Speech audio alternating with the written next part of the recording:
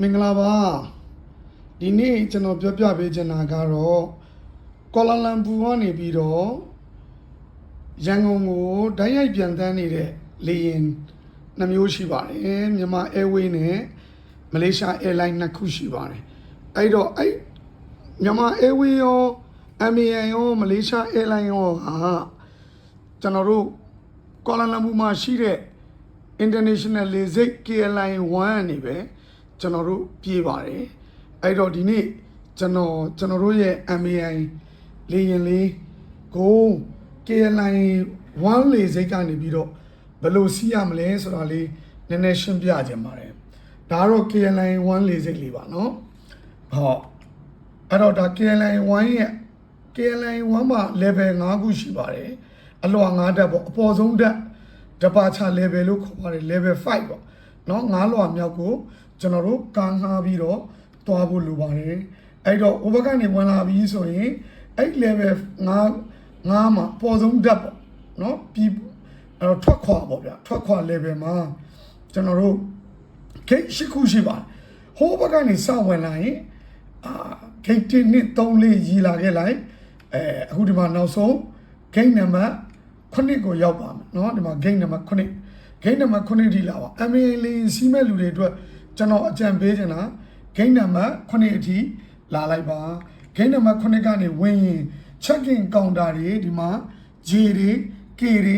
တွေ့ပါမယ်အဲ့ဒီ gate number 9ကနေဝင်လာတယ်เนาะအဲ့ J တွေ K တွေရဲ့ညာဘက်မှာအမမှာ L နဲ့ M နဲ့ရှိပါမယ်เนาะအဲ့ဒီ L နဲ့ M နဲ့မရောက်ခင်မှာ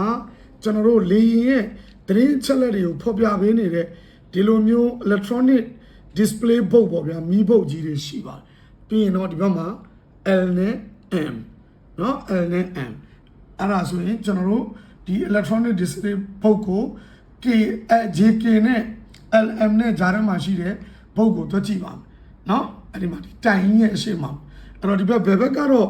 domestic လေယာဉ်တွေအတွက်ဖြစ်ပြီးတော့ညာဘက်ကတော့ international departure တွေအတွက်ကျွန်တော်တို့ဒီ international departure ပါเนาะပြည်တွင်းခရီးသွားမှာမဟုတ်ပါအဲ့တော့ကျွန်တော်တို့ဒီ international departure မှာကြည့်လိုက်လို့ရှိရင်ကျွန်တော်တို့ဒီဘက်မှာအရင်ဆုံးစီထားတာအချိန်နေနဲ့စီထားပါတယ်เนาะကျွန်တော်တို့က12:05မိနစ်ဆိုတော့ဓမ္မပါ AM 502 flight ရဲ့ number သိဖို့လိုပါတယ် airline logo လေးရှိပါတယ်ရန်ကုန်ကိုသွားမှာပါ M မှာပါ row M မှာပါเนาะ check in လောက်ရမှာ row လို့ခေါ်ပါတယ် row အဝါရောင်လေးနဲ့ row M မှာတွက်လောက်ရပါမယ်မနေ့8:56ဒီနေ့เนาะကျွန်တော်တို့9ရက် February 2026မှာရိုက်ပြီးတော့ရိုက်ထားတဲ့ပုံလေးပါ8:56မှာတော့ open book မဖြစ်သေးပါဘူးမဖွင့်သေးပါဘူး9နာရီလောက်မှဖွင့်တာပါ3နာရီအလိုကြတော့မှเนาะဒီဘက်က check in counter ဖွင့်ပါမယ်မနေ့9နာရီရောက်သွားဖို့လိုပါမယ် check in counter ဖွင့်ရင်အဲ့တော့ဒီမှာကျွန်တော်တို့အစအဆုံးရှာကြရမလို့ပါဘူးเนาะဥမာကိုလေရင်ကနေ့လေ3နာရီဆိုရင်အဲ့မှာဒီ page 1 2 3ရောက်တဲ့အထိအလဲဆောင်ပါเนาะအဲ့ဒါ page 3 3နာရီရောက်တဲ့အထိဆောင်လိုက် AM 504လား MAN လားရန်ကုန်လားเนาะ AM 502နဲ့504နှစ် flight ရှိလို့ပါ MAN တော့เนาะအဲ့တော့ကျွန်တော်တို့ဒီဟာလေးကတော့ဘာလို့သွားရှာလဲ check in လုပ်ပြီး AM ရဲ့ row လေးကိုကျွန်တော်တို့သွားရှာတာပါကဲ row M လို့တီးပြီးဆိုဒီမှာ row MC ကိုကျွန်တော်တို့သွားပါအဲ့ဒီဘက်ကိုကျွန်တော်တို့ဒီမှာပတ်ပြီးတော့သွားပါမယ်ဟိုးတောင်ဆုံးလေးပါအဲ့လိုသွားပြီးရင်ဒီမှာ M 73အဲ့ဒီဘက်တောင်ပါเนาะဒီမှာ MAN လေယာဉ်မှာ AM 502ပါအခုအချိန်ကတော့ကျွန်တော်ဓာတ်ပုံရိုက်တဲ့အချိန်မနက်10:00နာရီပါเนาะ12:00နာရီ5မိနစ်ထွက်မဲ့လေယာဉ်မှာ gate C မှာသွားစီးရပါမယ် boarding pass ပေါ်မှာကြာမှာအတိအကျပေါ်လာပါလိမ့်မယ်เนาะအဲ့တော့ဒီ screen လေးမှာเนาะ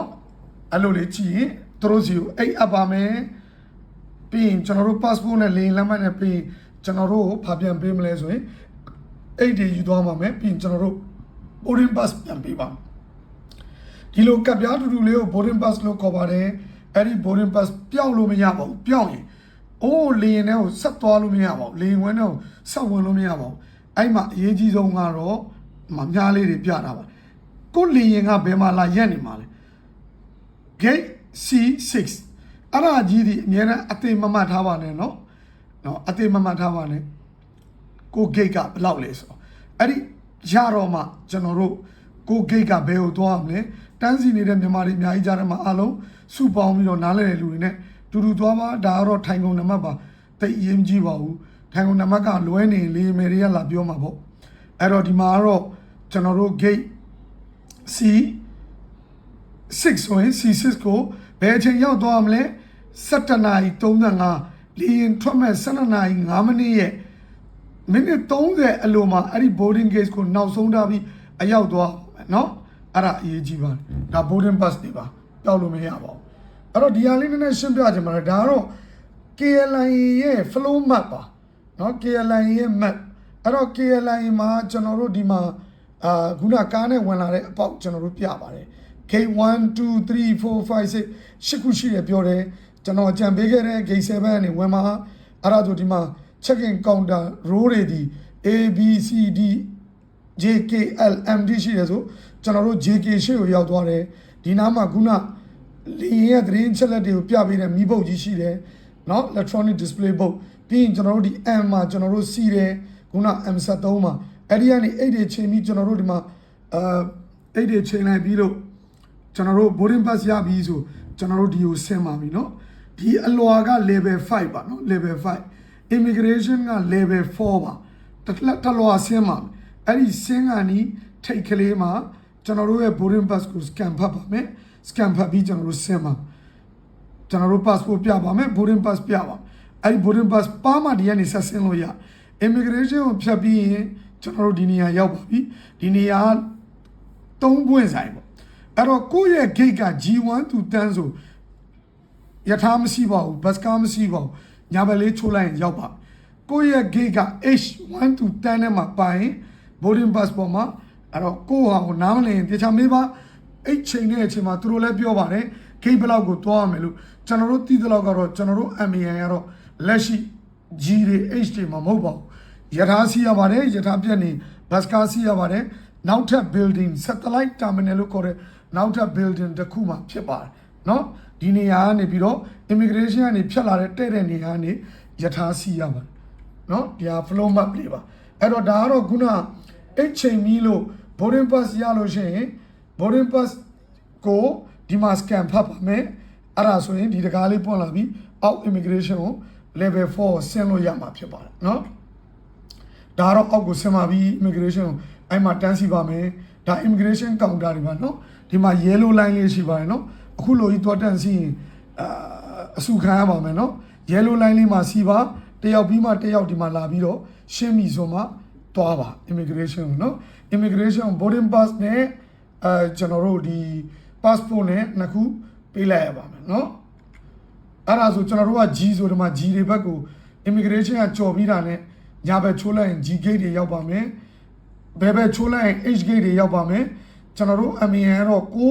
69%စီပါเนาะယထာစီရပါတယ်ယထာကလည်းပြတ်တာများနေတော့အဲ့ဒီမှာ bus ကားစီရပါတယ်ဘယ်နေရာစီရလဲဆိုတော့ဒီနေရာပါခုနညာဘက်လည်းမချိုးဘူးဘယ်ဘက်ကလည်းမချိုးဘူးဒီမှာကြည့်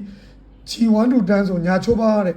H1 to 10ဆိုဘယ်ချိုးပါတဲ့ C ဆိုရင်တော့ဒီမှာတဲ့ယထာစီပါတဲ့ယထာကပြတ်နေတော့ဒီနားလေးကနေတဲ့သွားပြီးတော့အောက်ကလေးကိုဆင်းလိုက်ရင် bus ကားစီးတဲ့နေရာရောက်ပါအဲ့မှာဟိုဘက်ကို9မိနစ်လောက် bus ကားစီးလိုက်ရင်ဟိုဘက်က satellite နောက်ထပ် building တစ်ခုကိုရောက်ပါတယ်ဒီ building ကြီးပါအဲ့ဒီမှာကျွန်တော်တို့အဓိကတော့ကြည့်မှာဒီလိုလေးတွားကြည့်ပါမယ်အဲ့ဒီမှာကျွန်တော်တို့ gate ကဘယ်လောက်လဲဆိုတဲ့ပုံမှာเนาะဒီမှာတွားကြည့်ပါမယ်ဥပမာဗျာ C25 ဆိုဒီဘက်ကိုလိုက်ပေါ့เนาะ C36 ဆိုဒီဘက်ထဲကိုလိုက်ပေါ့ C5 တို့ဘာလို့ဆိုဒီဘက်ထဲကိုချိုးလိုက်ပေါ့เนาะ C73 ဆိုဒီဘက်ချိုးလိုက်ပေါ့ဒါလေးပါเนาะအဲ့ဒါလေးဆက်သွားအောင်ပေါ့အဲ့မှာပုတ်လေးတွေရှိပါတယ်အဲ့တော့ကိုဂိတ်က C35 ဆို35ဒီရောက်သွားလိုက်ပါမယ်လေမော်ရောက်ပါပြီလေမော်ရောက် arrival ကဖြစ်ပါမယ်ဘောပန်ဆောင်သွားပါမဖြစ်တဲ့ရင်ကိုဗင်နာနားလက်တကြွတဲ့လူကိုဖြည့်ခိုင်းလိုက်ပါနော်ဒါလေးပါဓာတ်ပုံရယူထားလဲရပါတယ်နော်ပြီးရင်ကျွန်တော်တို့လေမော်စိုက်ပြီးဆိုလို့ဆင်းလာပြီဒါရန်ကုန်လေးစိတ်ရောက်ပြီဆင်းလာပြီးဆက်လေကနေအဲ့မှာမင်္ဂလာ sky ဆိုတဲ့ဒီဘုတ်ကြီးတွေ့ပါအဲ့ဒီဆင်းချင်းညာဘက်ကလေးမှာကွေးလိုက်တာနဲ့ passport for job လို့ရေးထားတဲ့ sign board တွေ့ပါမယ်ဒီမှာနော် passport for job